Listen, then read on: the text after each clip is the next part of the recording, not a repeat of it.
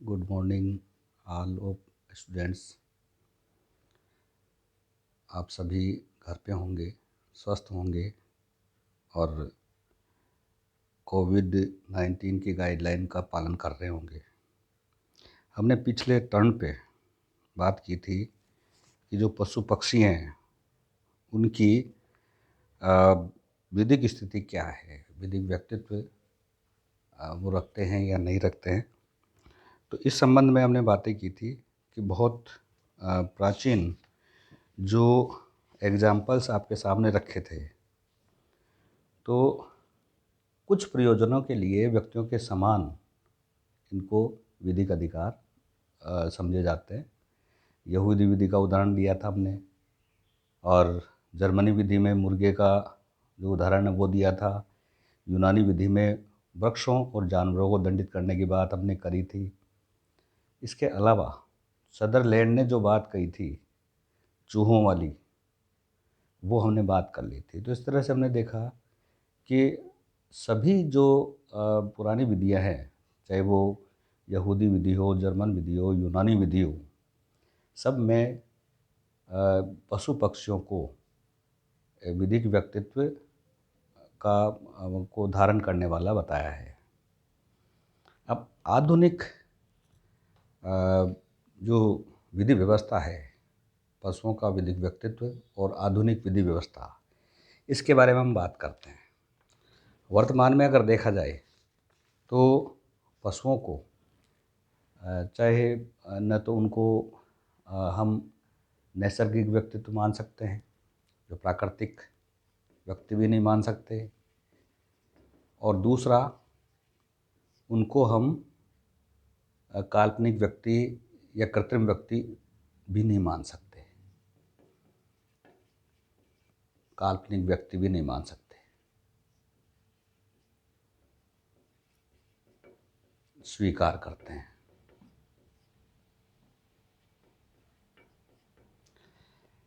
यहाँ पर एक सीधी सी बात आती है कि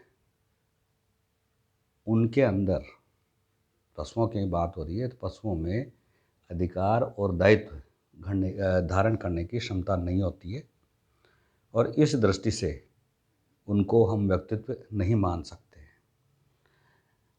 ऐसे जो पशु होते हैं जिनका कोई कृत्य है, उस कृत्य के लिए स्वामी को जिम्मेदार ठहराया जाता है। स्वामी मालिक होता है, स्वामी को जिम्मेदार ठहराया जाता है।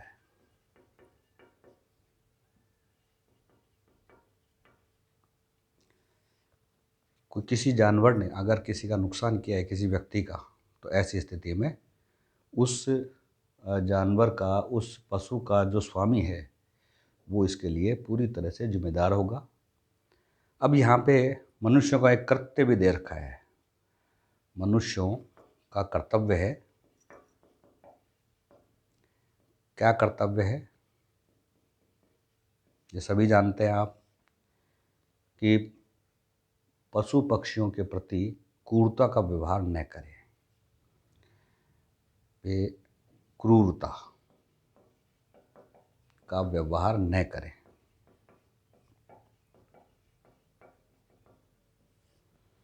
तो किसी भी पशु पक्षी के प्रति क्रूरता नहीं करनी चाहिए, ये मनुष्यों का कर्तव्य यहाँ पे बताया गया है। विधिक दृष्टि में अगर पशुओं के प्रति मनुष्य के कर्तव्य वस्तुतः स्वयं समाज के प्रति कर्तव्य है, तो पशुओं के प्रति मनुष्यों के कर्तव्य वास्तव में स्वयं समाज के प्रति कर्तव्य है। समाज के प्रति कर्तव्य है।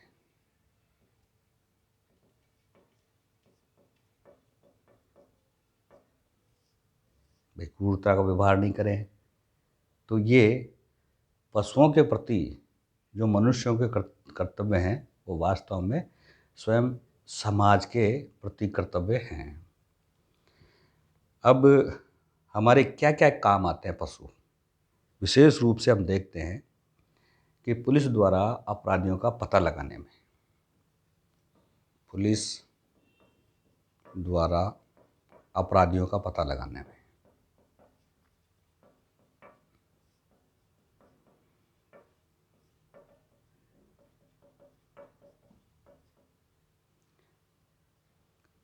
पुलिस के पास विशेष रूप से ट्रेंड डॉग्स होते हैं, प्रशिक्षित कुत्ते।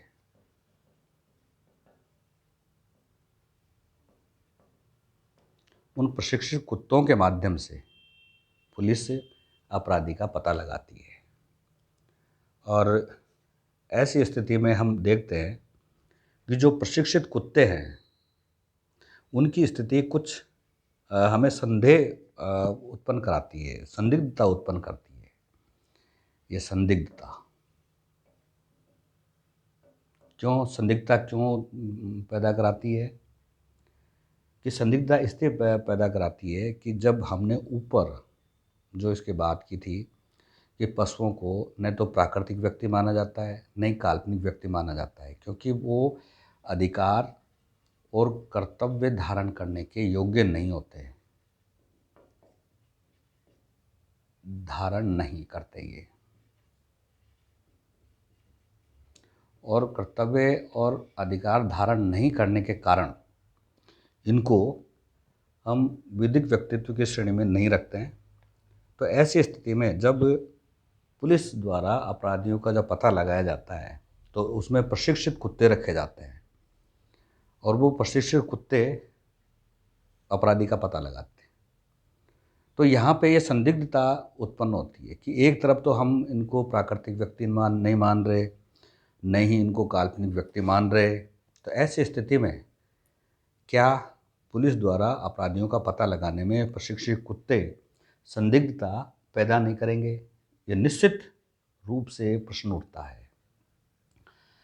अब अन्य साक्ष्यों के आधार पर यह सिद्ध किया जाता है।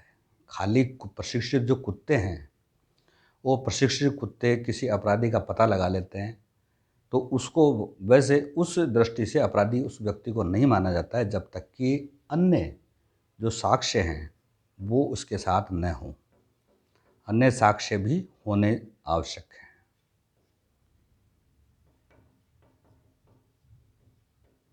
तो इस दृष्टि से हम ये देखते हैं कि अन्य साक्ष्यों की आवश्यकता क्यों पड़ी? क्योंकि जो प्रशिक्षित हो चाहे वो कुत्ते, लेकिन उनका जो काम है वो संदिग्धता की श्रेणी में आता है और उस संदिग्धता को हटाने के लिए अन्य जो साक्ष्य होते हैं और अन्य साक्ष्यों का सहारा लेना पड़ता है।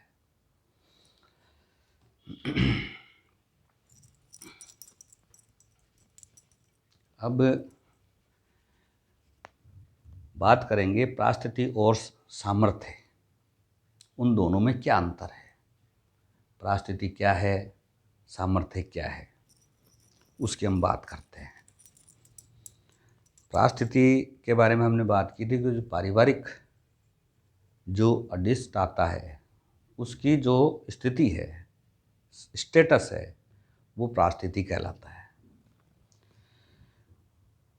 परिस्थिति और सामर्थ्य,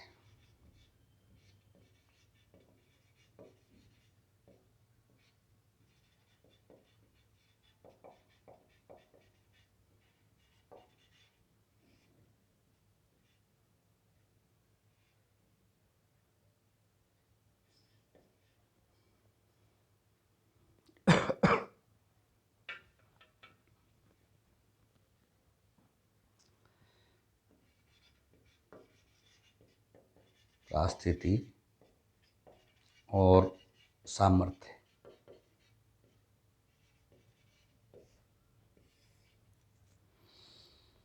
परिस्थिति कहते हैं कि हम हैसियत, ये हैसियत होती है। परिस्थिति का मतलब है स्टेटस या हैसियत।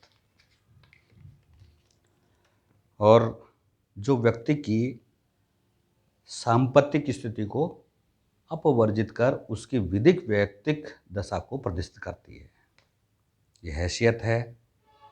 समाज में हैसियत की बात हम करें तो हैसियत परिस्थिति की बात है और हैसियत व्यक्ति की सांपत्तिक, जो संपत्ति के संबंध में जो उसकी स्थिति है, सांपत्तिक स्थिति को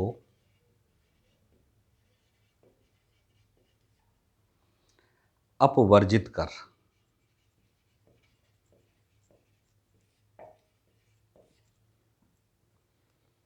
उसकी विधिक व्यक्तित्व दशा को प्रदर्शित करती है।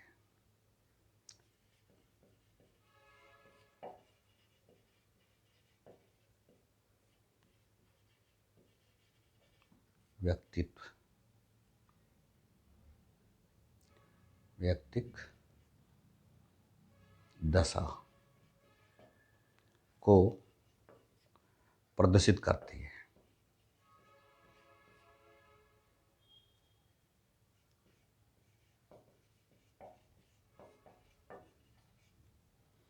तो यहाँ पे हम बात कर रहे हैं परास्थिति और सामर्थ्य।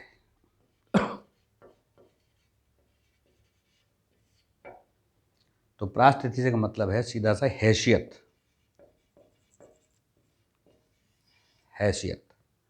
और हैसियत के बारे में बात करें, वो सांपत्तिक स्थिति को अपवर्जित करके उसकी विधिक व्यक्तित्व दशा को प्रदर्शित करती है। ये परास्थिति है।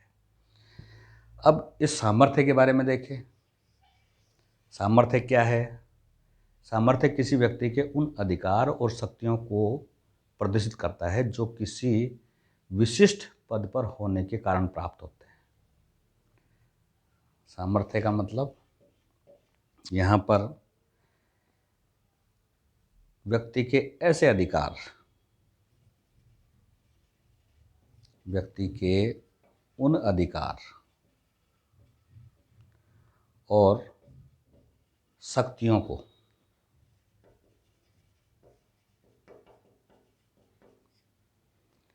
प्रदर्शित करता है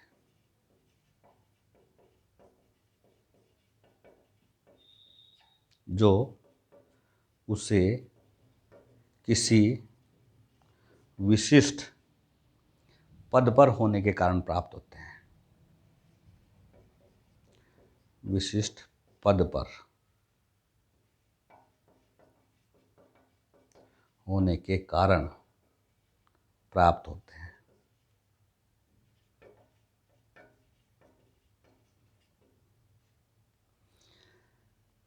तो हम सीधी स्थिति में दोनों बातों पे चर्चा करते हैं कि परास्थिति क्या है और सामर्थ्य क्या है।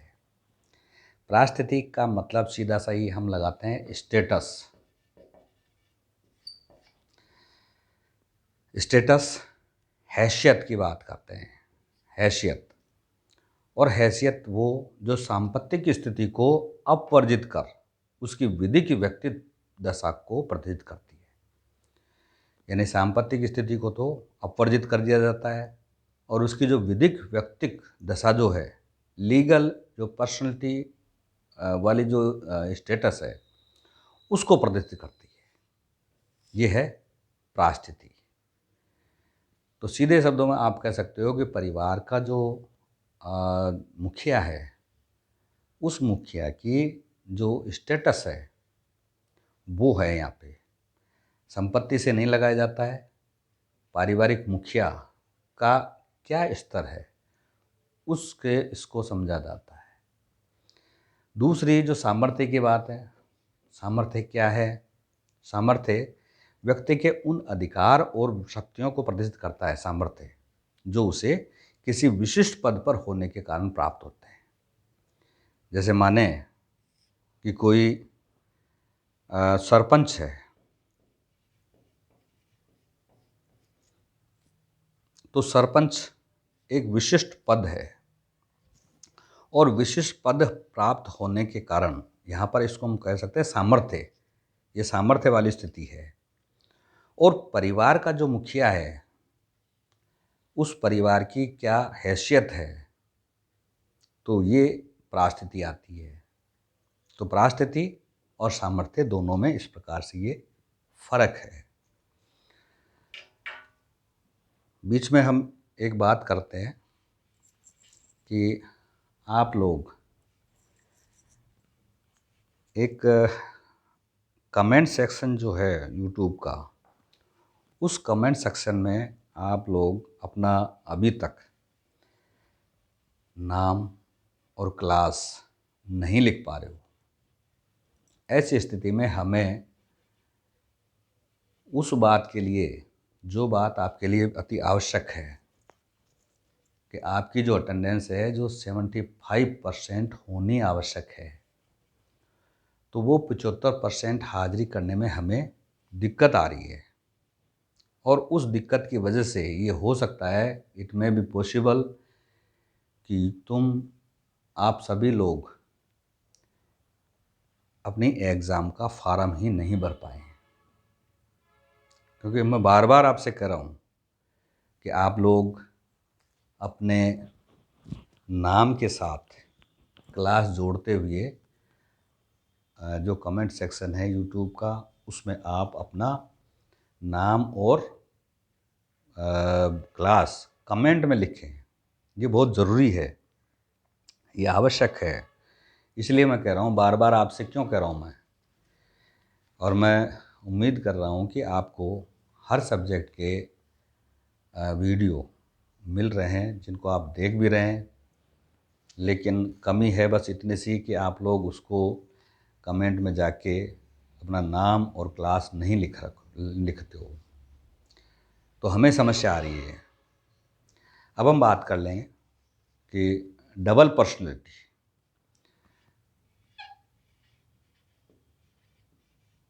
डबल पर्सनैलिटी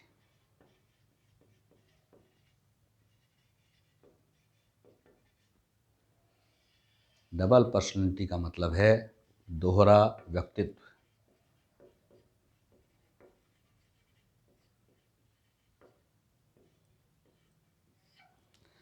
क्या होता है दोहरा व्यक्तित्व? मनुष्य विभिन्न सामर्थ्यों में काम करता है, किंतु उसका व्यक्तित्व एक ही रहता है।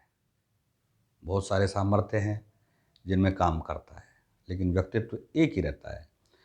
यदि कोई व्यक्ति शासकीय हैसियत से कार्य कर रहा है, यानी हम ये बात करें शासकीय हैसियत, शासकीय हैसियत से काम कर रहा है, और दूसरा काम किसी निजी हैसियत से काम कर रहा है,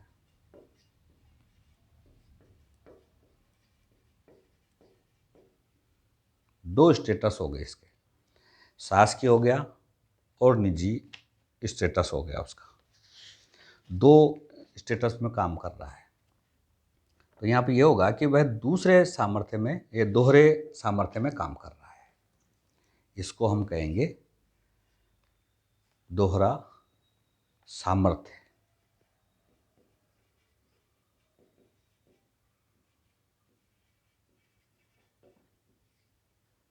दोहरा सामर्थ्य हो गया,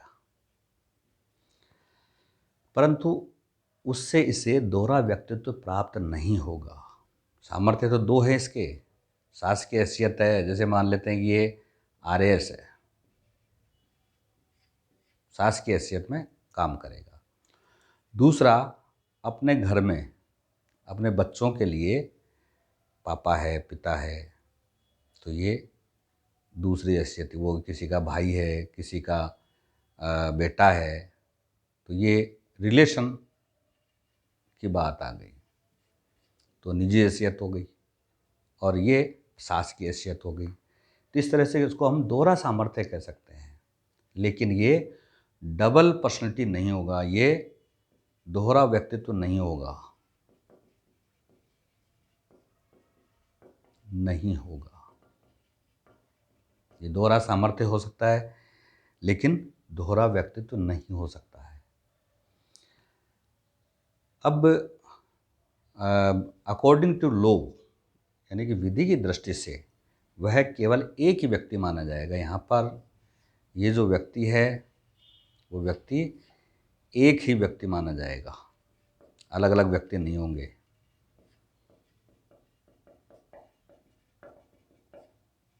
भाई ऐसा थोड़ी होगा कि शासकीय हैसियत से आरएएस है तो वो दूसरा व्यक्ति हो गया, और निजी हैसियत से वो किसी का बेटा है, किसी का पिता है, तो यहाँ पर ये दूसरा व्यक्ति एक ही है, लेकिन यहाँ पे उसका सामर्थ्य दोहरा कह सकते हो आप, लेकिन व्यक्तित्व केवल इकहरा है।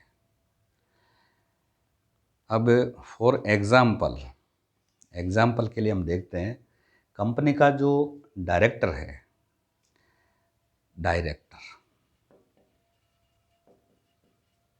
कंपनी का, वो डायरेक्टर न्यासी भी हो सकता है, ट्रस्टी भी हो सकता है। न्यासी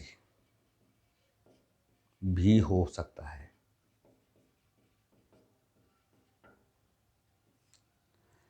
डायरेक्टर है कंपनी का, और कंपनी का डायरेक्टर होने के साथ साथ वो ट्रस्टी भी है। तो यहाँ पर व्यक्ति तो एक ही है, इसके केवल सामर्थ्य दो हैं, एक डायरेक्टर है और दूसरा ट्रस्टी है।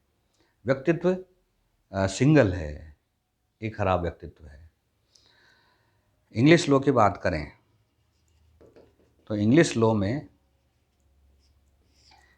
दोहरे व्यक्तित्व को मान्यता दी गई है, डबल पर्सनैलिटी मानी गई है। दोहरा व्यक्तित्व स्वीकार किया गया है।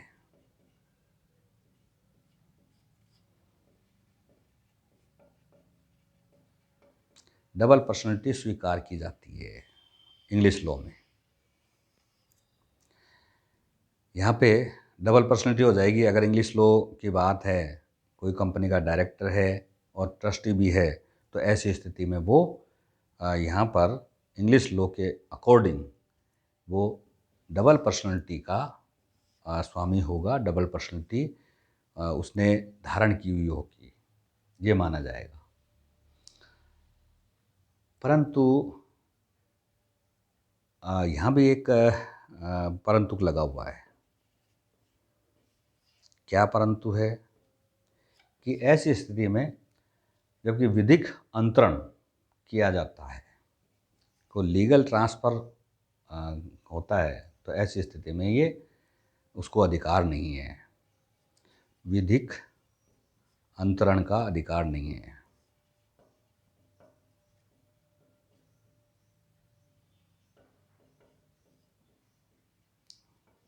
विधिक अंतरण का अधिकार नहीं है। स्वयं को ही संपत्ति का अंतरण नहीं कर सकता या कॉन्ट्रैक्ट नहीं कर सकता, यानी स्वयं से न तो वो ट्रांसफ़र कर सकता है और न ही कॉन्ट्रैक्ट कर सकता है, ये नहीं कर सकेगा।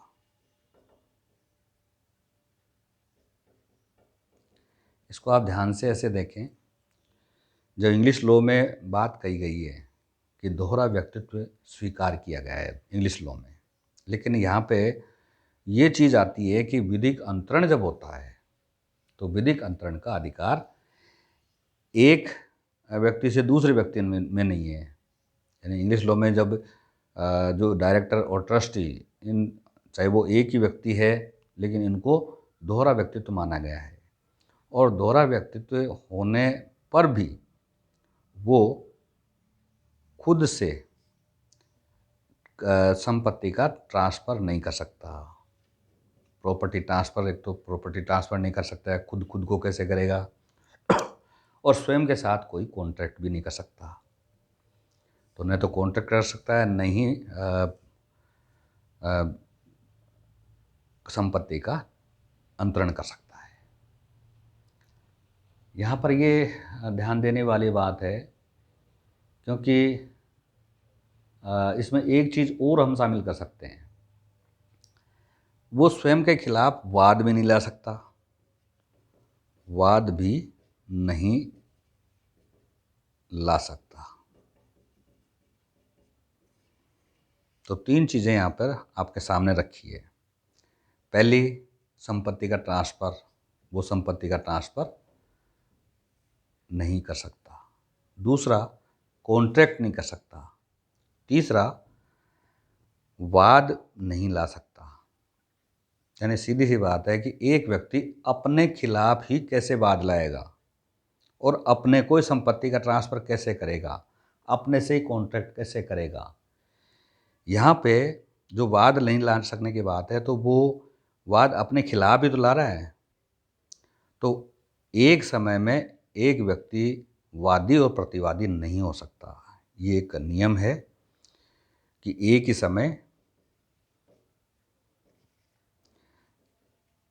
ही समय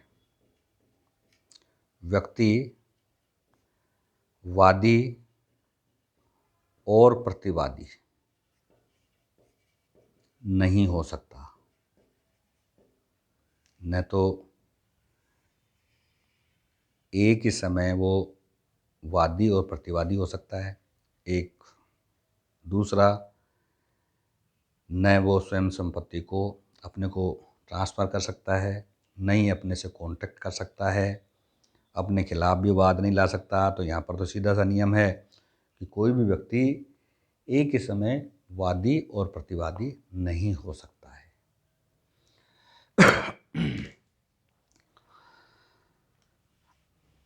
अब एक नई बात इसमें हम जोड़ते हैं और वो है कृत्रिम या कल्पित व्यक्ति। कृत्रिम व्यक्ति या कल्पित व्यक्ति। कृत्रिम व्यक्ति वो होता है जो कि बनावटी व्यक्ति है, उसकी बात है, बनावटी व्यक्ति। और कल्पित जो कल्पना वाला है उसकी हम बात करते हैं। कि कृत्रिम व्यक्ति उन निर्जीव अस्तित्वों को कहते हैं जो मानव प्राणी न होते हुए भी विधिक व्यक्ति माने जाते हैं।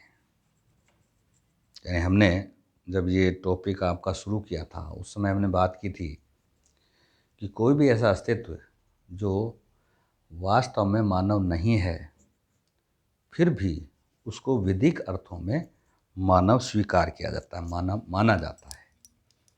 तो ये बात हमने पहले करी थी, फिर इसको हम केवल अब दोहरान कर रहे हैं।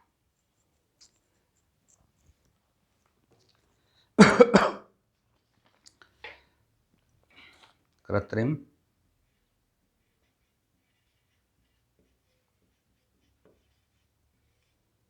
या कल्पित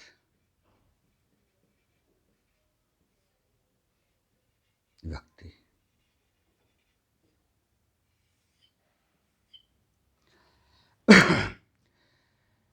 यानी वह निर्जीव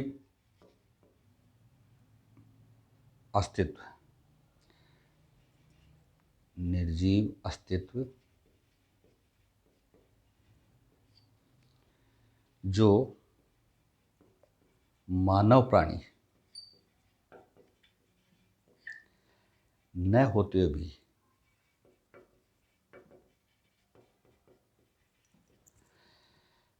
विधिक व्यक्ति या व्यक्तित्व माने जाते हैं। विधिक व्यक्तित्व माने जाते हैं।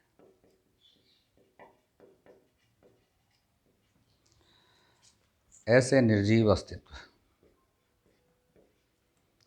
जो मानव प्राणी नहीं है फिर भी उनको विधिक व्यक्तित्व माना जाता है। सामान्य की परिभाषा हम यहाँ पे लेते हैं। सामान्य ने क्या कहा है इसके बारे में? सामान्य ने ये कहा है मानव के अलावा अन्य किसी ऐसी वस्तु से, इसका मतलब मानव के अतिरिक्त किसी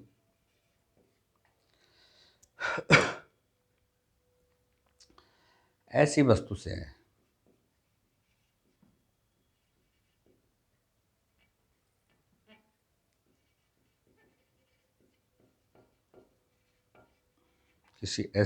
से है जिसे विधि के अंतर्गत व्यक्तित्व प्राप्त है। जिसे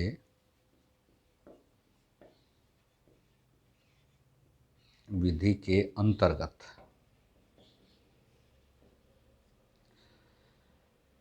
व्यक्तित्व प्राप्त है।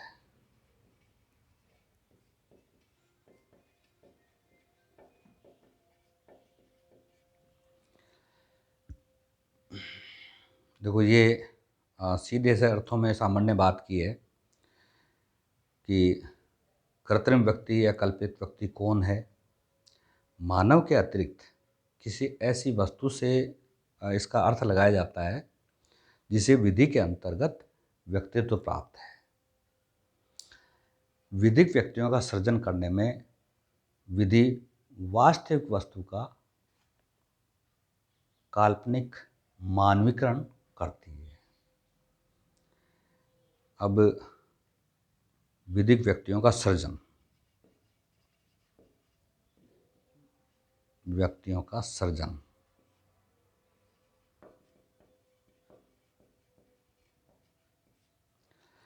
तो विधिक व्यक्तियों का सृजन करने में विधि वास्तविक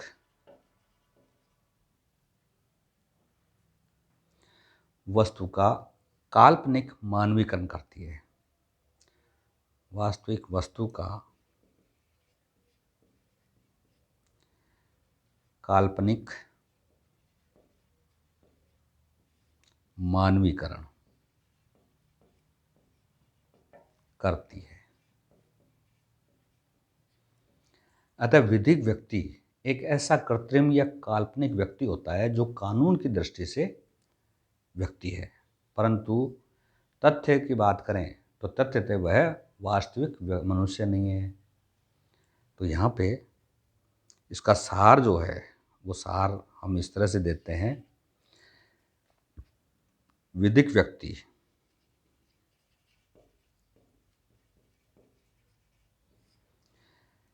एक ऐसा कृत्रिम या काल्पनिक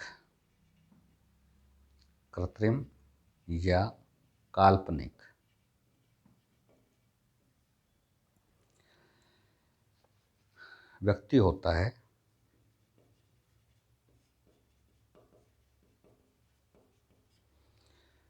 जो विधि की दृष्टि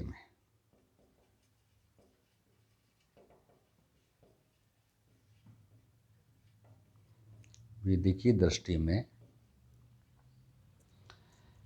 व्यक्ति है, परंतु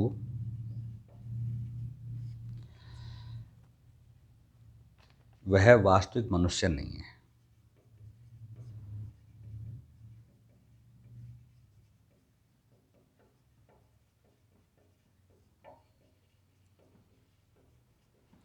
इसको हम अच्छी तरह समझते हैं और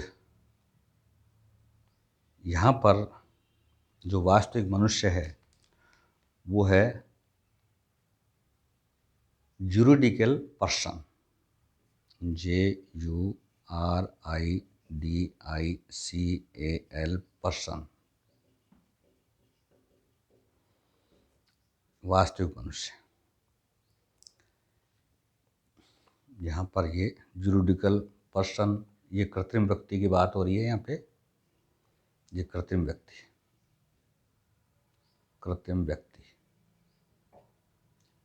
जूरिडिकल पर्सन, यानी कि विधि के अर्थों में केवल उसको व्यक्ति माना गया है। कृत्रिम या कल्पित व्यक्ति कौन होता है जिसके बारे में हम बात करते हैं कि ऐसा निर्जीव अस्तित्व जो मानव प्राणी नहीं है फिर भी उसको विधिक व्यक्ति कहा जाता है। सामन ने इसकी ठीक सी सटीक सी परिभाषा दी है और वो परिभाषा दी है कि मानव के अलावा किसी ऐसी वस्तु से इसका अर्थ लगाया जाता है जिसे विधि के अंतर्गत व्यक्तित्व प्राप्त है। उसको विधि के अंतर्गत व्यक्तित्व प्राप्त है और विधिक व्यक्तियों का सृजन करने में विधि वास्तविक वस्तु का काल्पनिक मानवीकरण करती है, यानी वस्तुओं का मानवीकरण कर देती है। अतः विधिक व्यक्ति एक ऐसा कृत्रिम या काल्पनिक व्यक्ति होता है जो विधि की दृष्टि में व्यक्ति है, केवल विधि की दृष्टि में व्यक्ति है, वैसे वास्तव में व्यक्ति नहीं है, परंतु वह वास्तविक मनुष्य नहीं है। इस मनुष्य को, इस प्रकार से जो कृत्रिम व्यक्ति है उसको जूरिडिकल पर्सन भी कहा जाता है, जूरिडिकल पर्सन। अब फॉर एग्ज़ाम्पल यहाँ पे हम बात करें कि मंदिर की जो मूर्ति है, भगवान की जो मूर्ति होती है, वो भगवान की मूर्ति ये निर्जीव है, लेकिन विधिक अर्थों में उसे लीगल पर्सनैलिटी माना जाता है। ये तो मूर्ति यहाँ पे जूरिडिकल पर्सन हो गई, ये जूरिडिकल पर्सन हो गई। ठीक इसी तरह से life insurance corporation of India LIC क्या है? व्यक्ति नहीं है, लेकिन फिर भी उसको लीगल पर्सनैलिटी माना जाता है, विधिक व्यक्तित्व माना जाता है। ठीक इसी तरह से हमने बात की थी जो अजन्मा बालक है उसकी बात की थी कि बच्चे ने जन्म नहीं लिया, लेकिन फिर भी उसको लीगल पर्सनैलिटी माना जाता है, क्योंकि वो हमारे हिंदू लॉ में भी और ट्रांसफर प्रॉपर्टी में भी और सारी जो विधियाँ IPC वगैरह सब में उस अजन्मे बालक को लीगल पर्सनैलिटी प्राप्त है, विधिक व्यक्तित्व प्राप्त है। अगर हम IPC की बात करें तो IPC में जो अजन्मा बालक है, अगर कोई व्यक्ति गर्भ में किसी अजन्मे बालक की हत्या कारित कर देता है, उसको मार देता है, तो ऐसी स्थिति में उसको अपराधी माना जाएगा, इस कृत्य को अपराध माना जाएगा, चाहे उसने जन्म ही नहीं लिया बच्चे ने, लेकिन अपराध माना जाएगा। ठीक इसी तरह से हमारी जो ट्रांसफ़र ऑफ प्रॉपर्टी एक्ट है उसके अंतर्गत भी ये बात आती है कि जो अजन्मा बालक है उस अजन्मे बालक को उसको संपत्ति दी जा सकती है, संपत्ति ट्रांसफ़र की जा सकती है, लेकिन इस प्रकार का जो उसका जो कब्ज़ा होगा वो समाश्रित कब्ज़ा होगा, क्योंकि हो सकता है कि वो जो बालक है वो जीवित पैदा ही नहीं हो, मरा हुआ पैदा हो। ठीक इसी तरह से हमारे हिंदू लॉ में जब संयुक्त परिवार में जो उसकी संपत्ति का बंटवारा होता है, तो बंटवारे की स्थिति में उस व्यक्ति का, उस बच्चे का जिसने अभी तक जन्म नहीं लिया है, माँ के गर्भ में आया हुआ है लेकिन जन्म नहीं लिया, तो उसको उसका भी हिस्सा रखा जाता है। तो इस तरह से ये निर्जीव वस्तु मानी जाती है। ठीक ऐसे ही जो मृत व्यक्ति है, मृत व्यक्ति में कोई भी न तो अधिकार न उसको कोई कर्तव्य उस पर अधिरोपित किए जा सकते हैं, लेकिन फिर भी उसको विधिक व्यक्तित्व के श्रेणी में रखा जा सकता है। और उस दृष्टि से जब अगर उसके खिलाफ कोई अपमानजनक बात की जाती है और वो उसके जो रिश्तेदार हैं, उसके जो परिवारजन हैं, उन परिवारजनों की ख्याति को ठेस पहुंचाती है, उनके प्रति लांछन है, तो ऐसी स्थिति में ये जो मृत व्यक्ति है उसको भी विधिक श्रेणी में, विधिक व्यक्तित्व के श्रेणी में रखा जाता है। तो इस तरह से हमने बातें की कि कृत्रिम या कल्पित व्यक्ति कौन होता है। अब इसके एग्जाम्पल देखते हैं कृत्रिम व्यक्ति के। उदाहरण, सबसे पहले भागीदार फर्म है।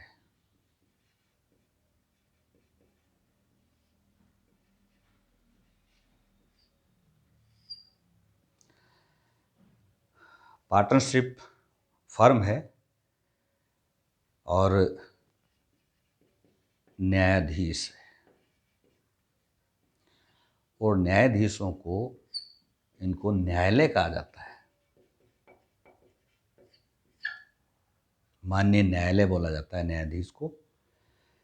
तो ये सब कृत्रिम व्यक्ति या कल्पित व्यक्ति के एग्जाम्पल है। भागीदार फर्म है और जो न्यायाधीश हैं वो व्यक्ति हैं, लेकिन उनको न्यायालय कहा जाता है। तो न्यायालय यहाँ पे एक कृत्रिम व्यक्तित्व है। अब विधिक व्यक्ति के प्रकार, तो इसकी हम बात करें तो इसकी बात करने में कुछ समय लगेगा, इसलिए हम नेक्स्ट क्लास में आपसे फिर मिलते हैं। मैं आशा करता हूँ कि आप लोग अपने घर पे होंगे, स्वस्थ होंगे, सुखी होंगे और एक दूसरे का सहयोग भी कर रहे होंगे। इस महामारी में एक दूसरे का सहयोग करें और एक दूसरे से मिलके न रहें, दूर रहें, केवल आत्मा मन में उनको याद करें और पास मिलने से आप परहेज करें। धन्यवाद।